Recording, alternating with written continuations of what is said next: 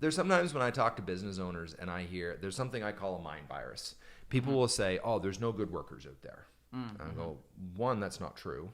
And two, what a terrible thing to say to yourself while you're looking for workers.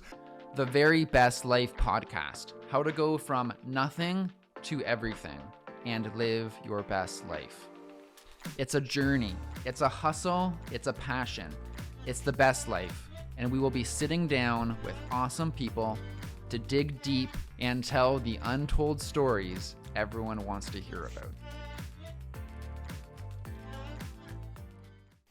Hey, what's up, everyone? Welcome to another episode of Live Your Very Best Life podcast. We're super pumped to be here today with my friend, Jeremy Tracey. He's a good guy. He has an amazing business, family man, hard worker. Jeremy, welcome. Thank you very much for having me and for the kind words. I appreciate that. Happy to be absolutely. here. Thank you. Yeah, I was thinking back to when we met at, the very first time. It was probably maybe 11 or 12 or 10 years ago. Okay, I can't argue with you. It's around there. Yeah. And it was downtown Kitchener at like a networking group. Yep. And I think you were doing something else at the time. Yes. I forget what exactly, because it was so long ago. But yeah, now you're doing Tracey Boards. Yes. And maybe if you can tell everyone a little bit about yourself and your journey, and then I'll kind of jump in. And you get me talking about myself and about my business. We could be here a while, so you may need to rein me in. But the short version, where we are now is we build a board game called Crokinole. It was invented in 1876 here in Ontario. Because people ask me, did you invent Crokinole? I'm like, a little before my time. Yeah. I was very blessed about 5 years ago to be a gentleman in our town, Elmira.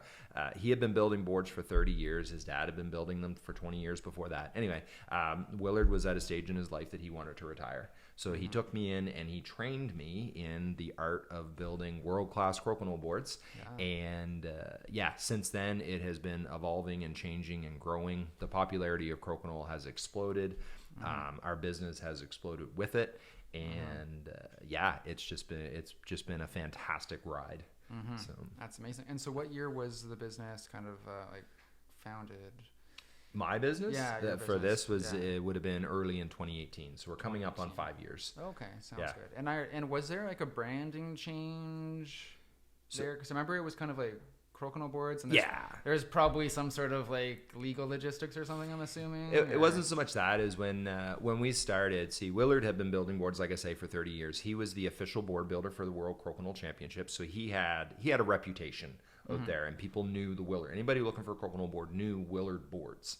So then I come along, and it was funny because I remember when him and I were talking about this, and when things were getting started, he goes, "Well, mine was the Willard board, so yours will be the Jeremy board." Oh, okay. And I said, One, that's a terrible name for a board. I like my name. I just don't like it as a board name. The Willard board made sense. The Jeremy board didn't.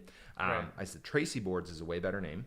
And the other thing is we've got 3 sons. So there's no pressure on them, but there's the possibility that if they want to take it over, then it's already literally got their name on it. Yeah. So, but when we started, it was the Tracey board, but when we started, I'm like, who knows? Nobody in the world knows what a Tracey board is. Right. It doesn't mean anything. So we set up the website and our logo, and it was CrokinoleGameBoards.com.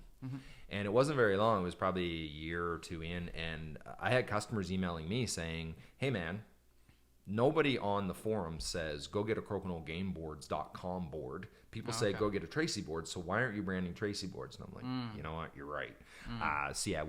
We've slowly made that change to switching all our apparel and switching the logo on the board, because now it feels really awesome to say Tracey Boards means something. It means a lot. We have a fantastic reputation in the Crokinole board realm. Yeah. That's super exciting. So how many did you sell last year? How many game boards? Last year, we were just shy of 2,000. Okay. Yeah, that's amazing. Yeah. And made in Elmira, right? Yes. So, okay. Yeah. Hometown pride. Yeah. No, amazing. It's pretty awesome. And you mentioned your sons, right? So your sons have come along in the biz. So that's super cool. Yeah. They are, our oldest is 24, and then our middle son is 22, and then Nolan, our youngest, he's 20. And Nolan was actually the first one to work for me. He was still in high school. He was just helping a little bit, a few hours a week, helping with sanding. And then as things grew, he became full-time when school ended. And then when it got to the point that I'm like, all right, we need help. And there's sometimes when I talk to business owners and I hear, there's something I call a mind virus. People will say, oh, there's no good workers out there. I go, one, that's not true. And two, what a terrible thing to say to yourself while you're looking for workers. So I don't believe there's no good workers out there. I did at that point believe that I didn't have the experience and the skill set of how do I go find them or how do I train them. Like I've been a solopreneur for a lot of years. I know how to work hard, but that doesn't necessarily translate into posting ads, attracting a good worker, training them, all that stuff. So I'm there going, this is a new challenge. I get to learn this experience. And my oldest son at the time was working for a bricklayer. I mean, I don't know if you know anything about that, but grueling work. So, I mean, his work ethic was rock solid. And he came home one day and he was like, I quit. I don't want to do that anymore. That's not the future I want for myself. Do you need help in the shop? And I went, oh, thank you. He's like, wow, this is a lot lighter. Yes. And I'm like, at the time, I'm like, okay, I know I have to train him. But I already know the work ethic is in place. And quite honestly, we had a little bit of challenge with him when he started because he was used to, when you're bricklaying, you're a ramrod. Like, I mean, he damaged some boards because he was trying to work too fast, too hard. So there was a little bit of a learning curve now through that. But now, I mean, he's fantastic. He is running the shop. Our youngest son is running the office, and our middle son he looks after our social media. He's in university, but he spends maybe 10 hours a week looking after our social media, which has been, they're all doing awesome. That's so cool. I mean, you talk about living your best life. My wife's involved in the business, so all 5 of us work in the business. I can't sit here and say that that's awesome every single day. There are some challenges, but way more pros than cons. And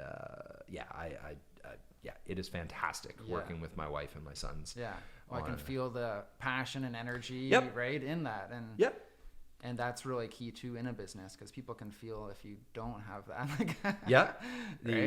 I've heard a quote or an expression somewhere along the line that says, a true master can train someone to do a task better than they can.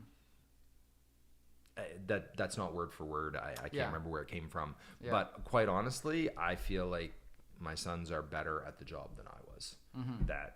I mean, I feel good as the one who trained them and helped foster that, but also because it's my sons. So instilling that in them. Oh, for sure. And that's huge. That's huge. It's also a balance, because with all of them, I have said, I want you to stay and work for us as long as you want to. Like when it's time for you to leave, and I say word for word, our relationship is way more important to me than this business will ever be. I love the business. I love the life it's provided for us, but our relationship is way more important. As I mentioned before we started, our youngest son actually last year left because he left working for us. He said, Dad, I want to go spread my wings. I want to do something else. I want to grow up and be a man. I'm like, cool. As your dad, I'm excited for you. As your boss, I'm like, crap. You're leaving some really big shoes to fill. Anyway, fortunately, he has decided to come back in a slightly different capacity. And it's fantastic. It's a great fit. I'm excited to see what's next. Yeah, that's super awesome. Well, and it's interesting too. So my dad says, because everyone, the big question I think in the world is like, how do you measure success?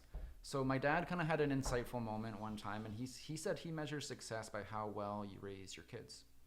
I think that's kind of a cool way to measure it. And I can almost kind of feel a little bit of that, like, I don't know, that pride, but I don't know. I can see the gears going.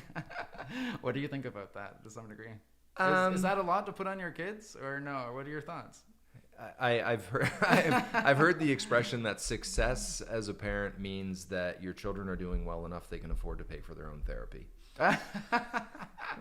Which is probably more of a joke than a great expression. That is a lot to put on your kids. I'm proud of all 3 of my sons. They're very different. Like from day one, they're very different personalities. I'm proud that I love my kids, but I think you kind of have to. Like there's something wrong if you don't love your kid.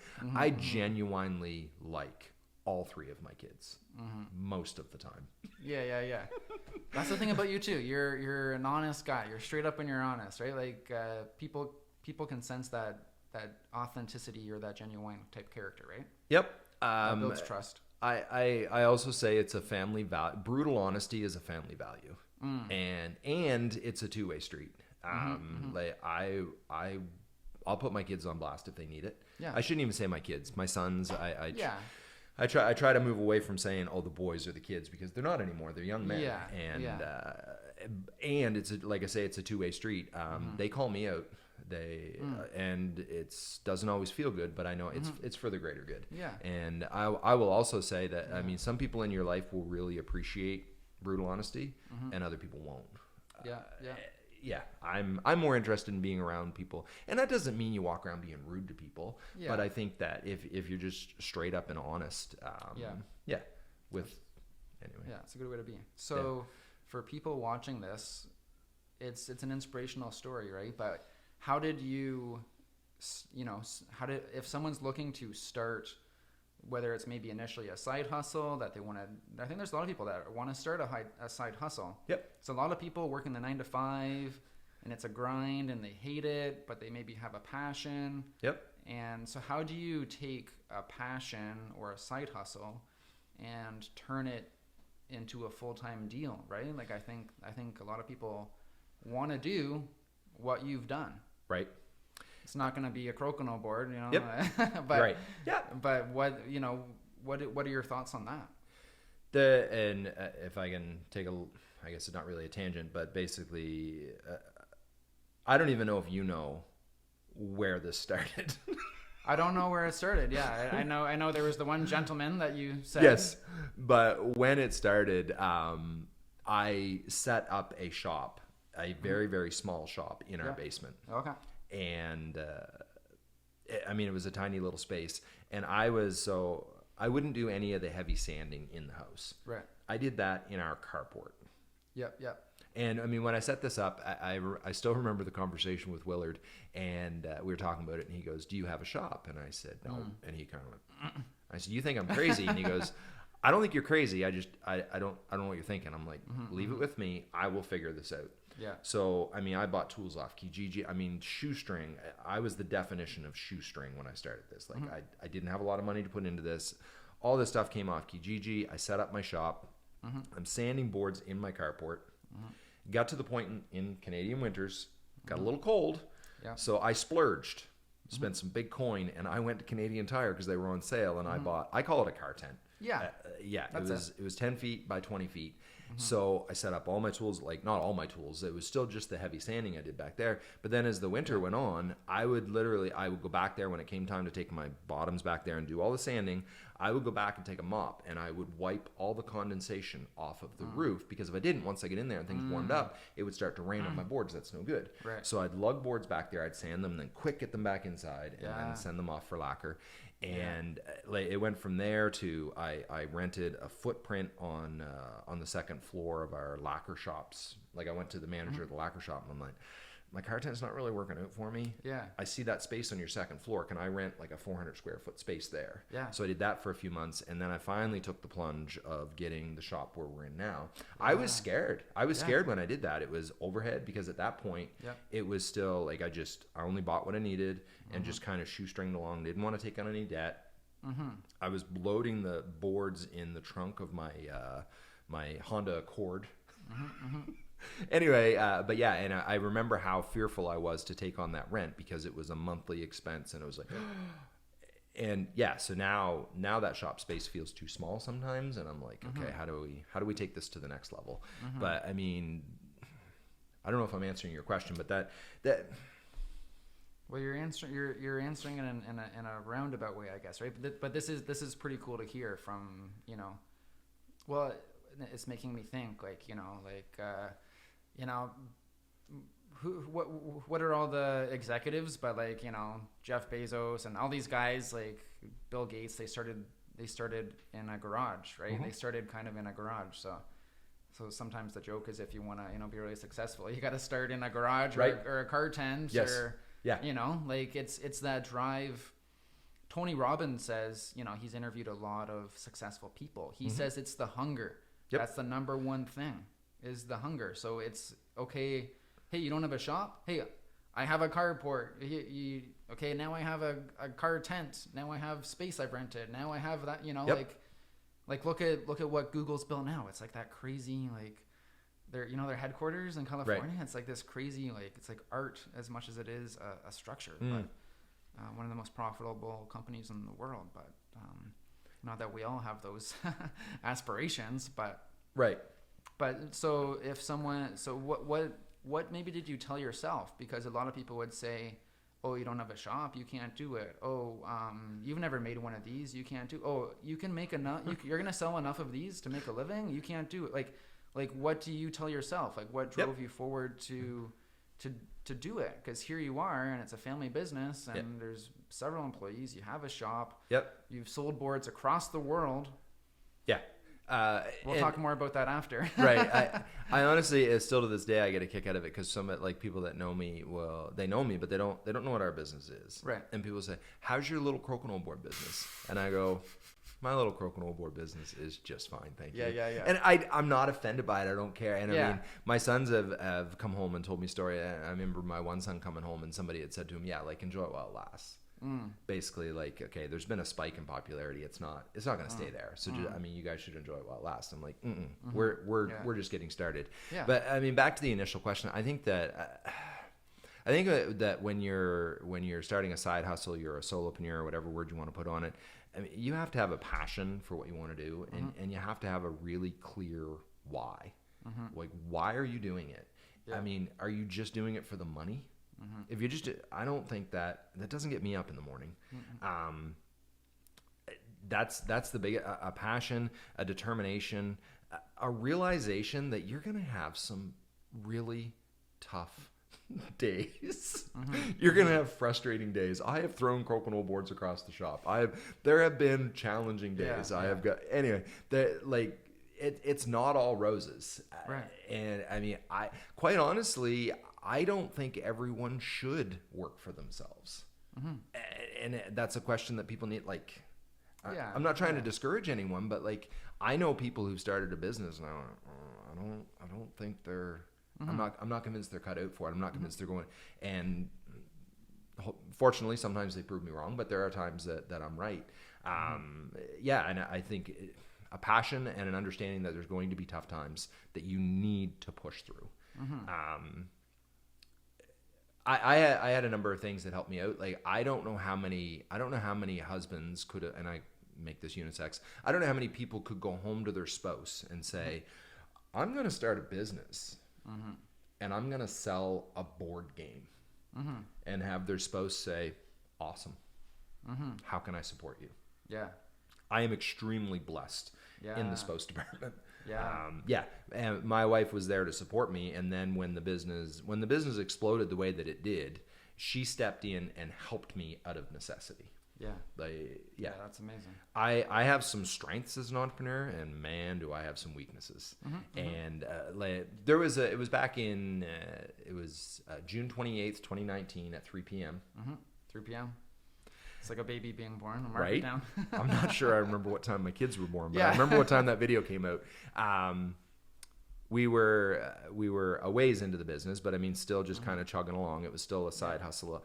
And someone in the UK who has an absolutely massive YouTube channel where they review board games, it's called Shut Up and Sit Down. Okay. They released an 18-minute video on crokinole. That video immediately quadrupled our business. Wow. They didn't feature our board. They're over in the UK. They have a board from there. Yeah. But all these like thousands of people in Canada, the US, and beyond all suddenly knew what... I mean, I used to get phone calls. I remember being back in my car tent and this guy calls me up and he goes, "Are you the guy who sells those crokinole boards?" And I'm like, "Yes, I am. I sure am." But yeah, it just exploded the popularity. But in a matter of like 3 days after that video came out, we got more orders than I would normally get in a month and a half. Yeah. So I used to get an order and go home and I'd tape it on the wall in the shop, and within a couple of days I'd have that board complete and it would ship. So all of a sudden all these orders come in, and then somebody would email and ask me a perfectly reasonable question. When do you think my board will ship? And I'd be standing down there looking at my wall doing one of them. My wife comes down, she looks at the wall, and she's like, oh my, Jeremy, you need my help. Yes, please. Yeah, yes, please. That's what I was thinking, yeah. So as much as I don't believe in luck, I do believe I've been very fortunate to have. Yeah. I've had some things like that. I say things like that. I've had some supports in there. My kids being willing to get involved in the business. Yeah. That has been a major challenge averted, that I didn't have to go out and find quality people. I had raised them. You've raised them. Yeah. There's things like that, but I've also had some disadvantages and some challenges in that I didn't have a shop when I started. So you've always got some challenge and support in your life. Yeah. I think being grateful for your support and being determined to overcome those challenges is a huge, Well, you had that, where sometimes I say where success happens is where, preparation meets opportunity. Yep. So like when that YouTube video came out, it's like, okay, you've been preparing, you're set for this opportunity, and then that's just one thing that helped elevate, right? Yes. I have often said I'm glad he didn't do that review any sooner. Yeah. If he had done it sooner in my journey, I'm not sure we would have figured it out. Yeah. But it would have been more, it was challenging. Yes, as the timing is everything, as they sometimes say, right? Yep. But there's also no perfect time. Yeah. I think that, you talk about what ingredients you need or what you need to think about or do in order to get things off the ground. Yeah. But also, once things are off the ground and chugging along, there's an entire book written on this. What got you here won't get you there. If I was still using the same attitude and energy now that I used when I started this, the business wouldn't be where it is. Right. Like it wasn't easy for me to give up some of the things in the shop that I do. Like and Reed, my oldest, is like, Dad, my goal is to get you out of the shop. Why are you here? Get out of the shop. Not quite like that, but basically that has been. But the business needed me to evolve and grow as a person in order for this business to keep growing. Yeah. And so what do you spend most of your time on now? Things like this. Yeah. Building connections. Here later this month, we will go to a gaming convention in Boston. Yeah. And it'll be 4 days, 14 hours a day of sharing the greatest game on earth with literally tens of thousands of people. Yeah. And that's epic. Yeah. And I say I'm going to do that, but I'm taking Elaine is going with me, and the two boys that work in the shop are both able to come with us as well. So I am so excited to share that experience with them. That'll be epic. Yeah. Because sometimes, and it's something that I went through, especially when the world was shut down and I wasn't out playing in crokinole tournaments. Here I am, I'm in a shop, I'm building these boards, and I became a little bit disconnected between the work I was doing and the people that were using it in the end. Like there was a disconnection there. And we're able to go to tournaments. We went to a tournament last weekend in Chatham. The boys were there, they experienced that. So they see people using the boards that we've built. It's kind of cool. For sure. But that to go to that PAX event in Boston is going to take that to another level for them. They're going to get to experience the people, their excitement and passion about the game. Yeah.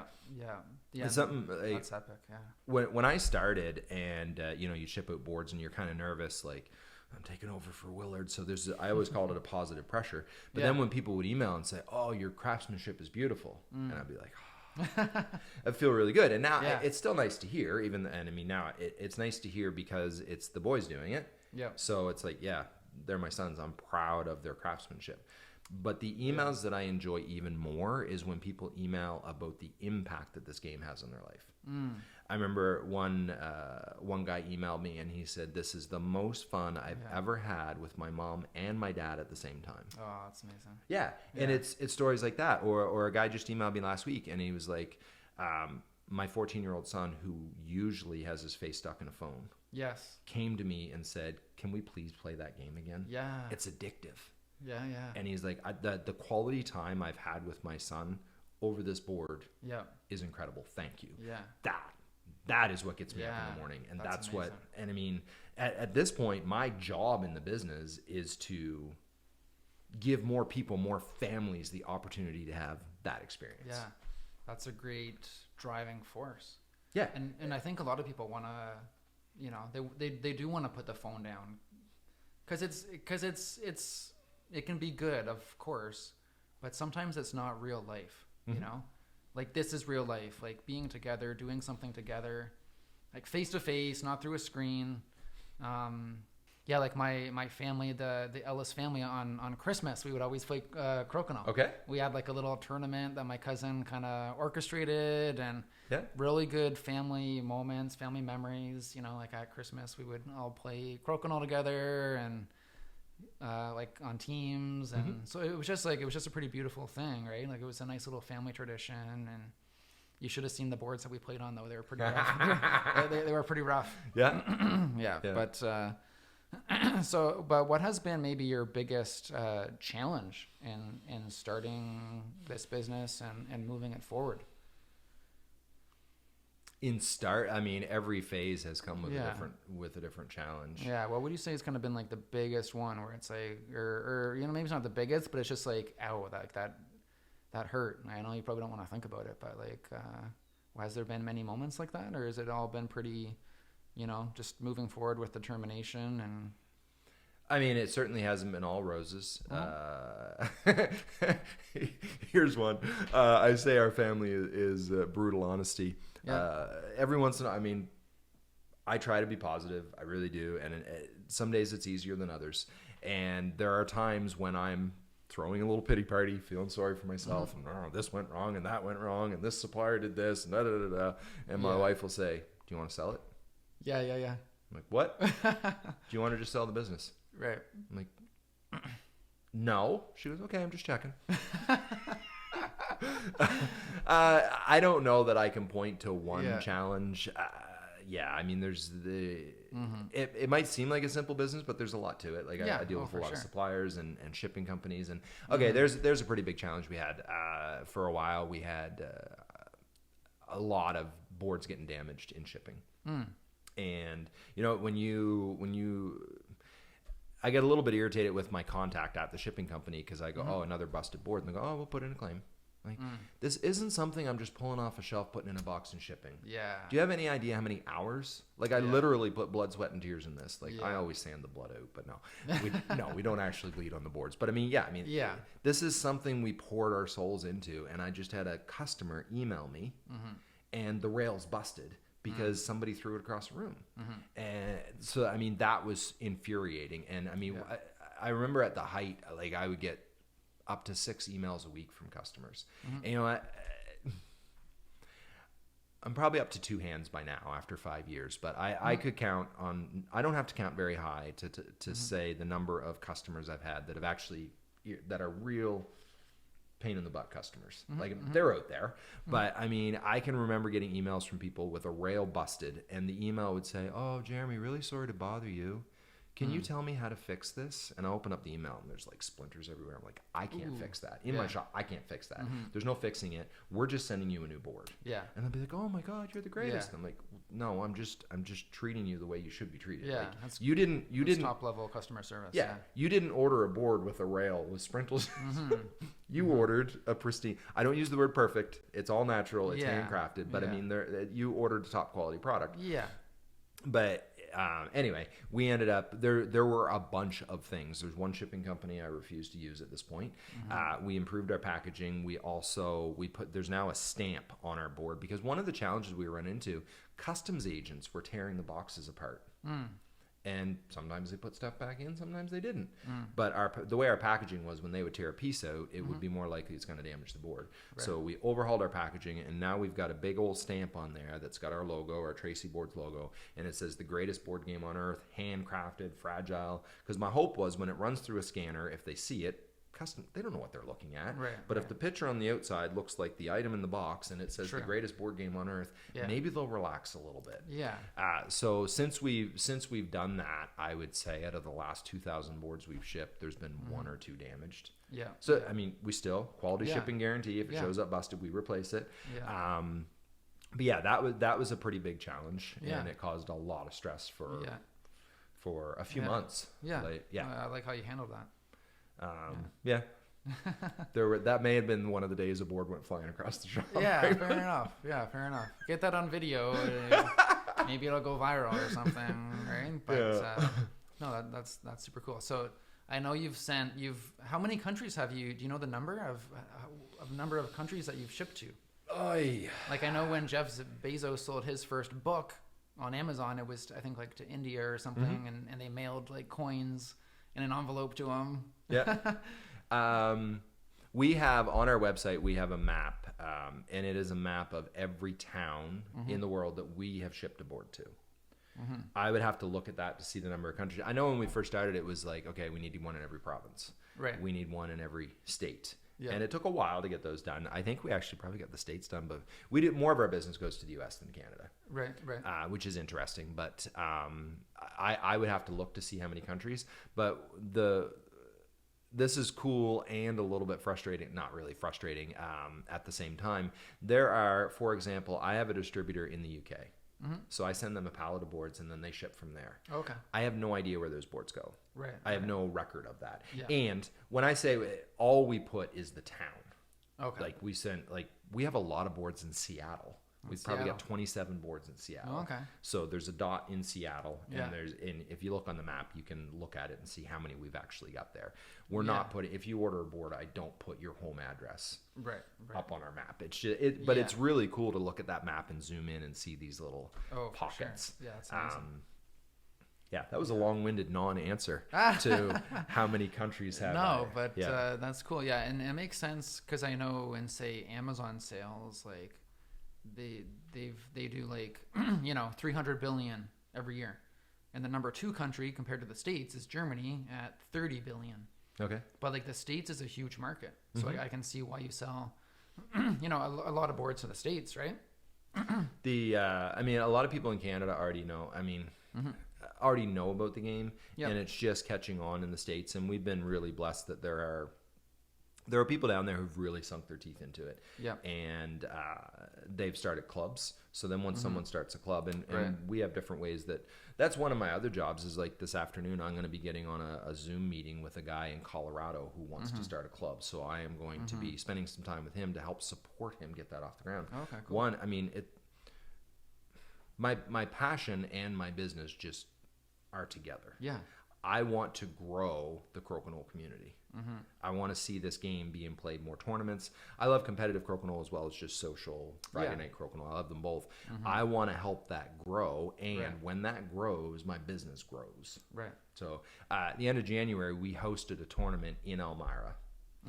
It was the biggest NCAA tournament, other than the World Championships that happens in Tavistock. It is the biggest ever NCAA tournament that has happened. Oh, wow.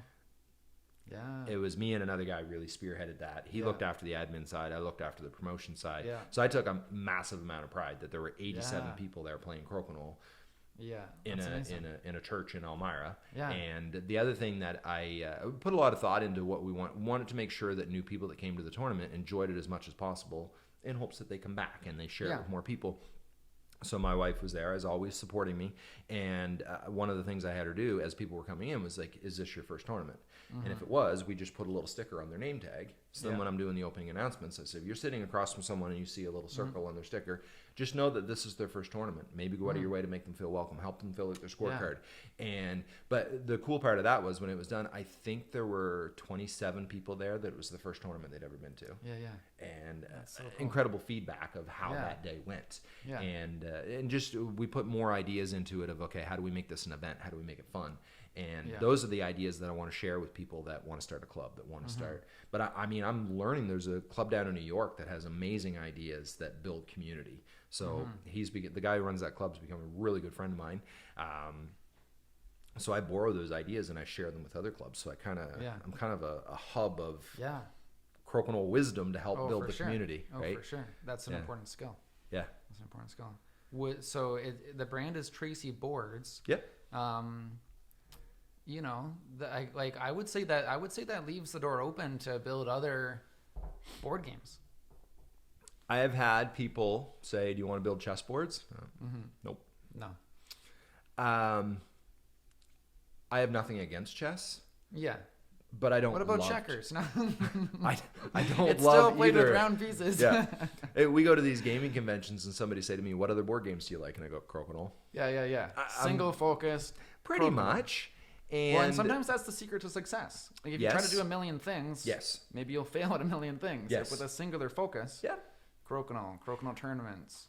From a business perspective, I don't feel like we have maximized the potential within crokinole. Yeah. And one of the things that my wife and I sat down and talked about at the beginning of this year is there are a lot of ideas over the last 5 years that we have said no to. Not right now. So this is the year to revisit those things and say, why are we doing it this way? My son, Nolan, had left the business and now he come back and he's in there and he's doing shipping paperwork. And he said, why do we do it this way? I go, I don't know. We do it that way because that's the way we did it before. Right. Like there's that silly story of the new married couple. The wife takes the ham. She cuts the ends off it and she goes to cook it. You've heard this? Yeah. You tell the story. Yeah. So for the viewers out there. Okay. So the wife cuts the ends off the ham and goes to cook it. And the husband says, honey, why? She goes, I don't know. That's the way mom always did it. So they go to visit the mom and the husband says, mother-in-law, why do you cut the ends off the ham? She goes, I don't know. It's the way mom did it. So then he goes to visit the grandmother. Grandmother, why do you cut the ends off the ham? And she goes, because my pot was too small. It wouldn't fit. Yeah. So there was the two generations of people doing something because that's the way we do it. So, Nolan, after being away for almost a year and coming back, he came to me yesterday and he goes, I'm really excited about this. And what he discovered was a shortcut in the shipping paperwork that's probably going to save him 3 minutes on every shipment. I'm like, dude, that is massive. You just earned your wages for the week with that. But it's like reevaluating and being willing to revisit the things you said no to before to see it made sense then, or at least we thought it did. Does it still make sense now? Right. And would you ever want to go on like a show like Dragon's Den or Shark Tank and say, what's up, here's our business, we're looking to take it to this level? Like would that ever be something you'd be open to? Like I know it's a business dealing at that point, right? Like right now your family is 100% ownership and 100% control, but like would that ever be something of interest? Not right now. Yeah. Like you say, it's your roles evolving. The business is moving forward, and never say never. And when someone comes to me with an idea, and my immediate reaction is no, then I stop and go, whoa, what's up with that? Like, right. Is that justified, or is that old programming? What is it? I don't think that you should be a yes man and say every idea that comes along, oh, do you want to make chessboards? Sure, I'll make chessboards. I think that's a recipe for disaster. But I think that if someone comes with a legitimate idea to at least consider it, that's cool. And any final thoughts or anything that you want to share before we wrap up? What do you think is maybe the future of the business? I know I know you're moving on a nice trajectory and you're just kind of making the most of opportunities and pushing forward hard. But any kind of final thoughts of that nature?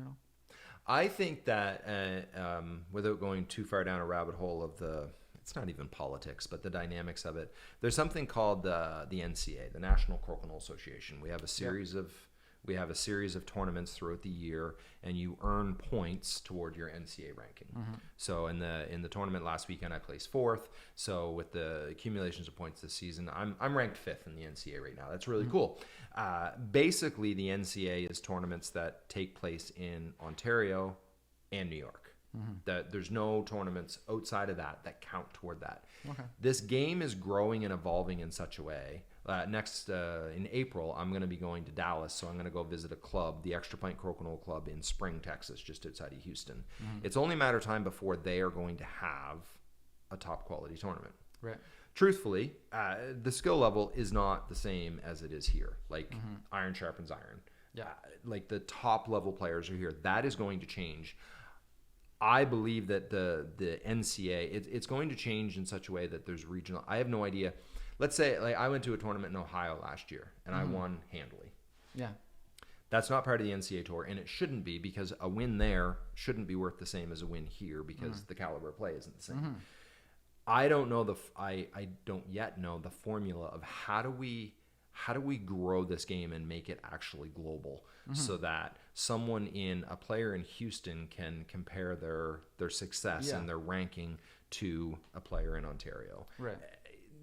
That is a massive undertaking that I am excited to see. At the same time, I've had somebody in an interview similar to this was like talked about how competitive it gets, and I'm like, it is the friendliest competitors you'll ever meet in your life. Right. Like, I mean, there's rules, but some of them, they're not the best written rules. There's some that are open to interpretation. I have never seen, even in the finals of even the World Championships, I have never seen a situation that the players weren't able to just come to an agreement and keep moving. Right. So this person said to me, well, what if there was $10,000 or $100,000 on the line? I'm like, I joke that I'd like to see crokinole in the Olympics. Kind of would. Yeah. I would love to see it grow and evolve in such a way that it just blew up the popularity and the awareness. Right. I'd like to see that happen without it losing the wholesomeness of it. Yeah. I don't ever want to see a situation where people are yelling at each other, fighting over a rule. Yeah. Because, I mean, yeah. In hockey, you see fist fights. I hope there's never a fist fight in a crokinole. Oh, yeah. Right? That'd be you know what I mean? Upsetting. So it's kind of like, okay, how do we grow it and maintain the wholesomeness of the sport at the same time? Yeah. And like I say, as the popularity of the sport grows, it's just naturally good for our business. Yeah. And that's exciting. Yeah. That you have a big, a big drive and a big kind of, that's a big opportunity. Yes. So although I can't clearly articulate, okay, in 5 years, this is exactly where I want to be, I have the general feeling and vision and focus of the trajectory that we're on. There's some momentum. And I see, I mean, I'm behind the scenes. I sit on the World Crokinole Championship Committee. I sit on the NCA. There are changes that are coming that are going to address this. Nobody really has the answers yet, but I am excited about the evolution of the game and the community. Yeah. That's awesome. Well, thanks for taking the time, Jeremy, to sit down and chat and, seeing you and your business kind of like living your very best life. And I always say, you're never there, but you're always pushing forward, right? So I hope I never get there. Yeah, like who does get there? Like even Elon Musk, the richest man in the world, like, I don't know, like he finds fulfillment in working. Like maybe a little bit too much, I don't know, but he finds a lot of fulfillment in working. He wants to get to Mars. Maybe there'll be a crokinole tournament on Mars. How's the gravity in Mars? Will it work? I have no idea. That's something else to consider. Yeah. And I don't think it's for us to say whether Elon Musk works too much or not. That's projecting our values onto his life. Yeah. Some people think I probably work too much, and some people probably think I don't work enough. You're a good thought leader. But and I'm excited for what you're doing. I mean, this is awesome. It makes me want to do something similar and have you come on my podcast because do it. You asked me questions and I just kind of ran with it. So I didn't really get to hear much on your side. This would be good at a tournament, right? Where you interview people and kind of talk about their journeys. Yeah, that'd be cool. But yeah, thanks for what you're doing, man. It's awesome. Thanks for having me. It's been a lot of fun. My pleasure. So very good. Okay. Will you do this? Yeah. All right. Thanks everyone for watching. Feel free to share and stay tuned for more episodes. And we'll post all of Jeremy's links. If you want to buy a Tracey board, that would be amazing. You can invite me over and we'll play a game. And I'll put on a little sticker that even though I'm not a pro, I'm still kind of new. I haven't played for a long time actually. So thanks everyone. Bye.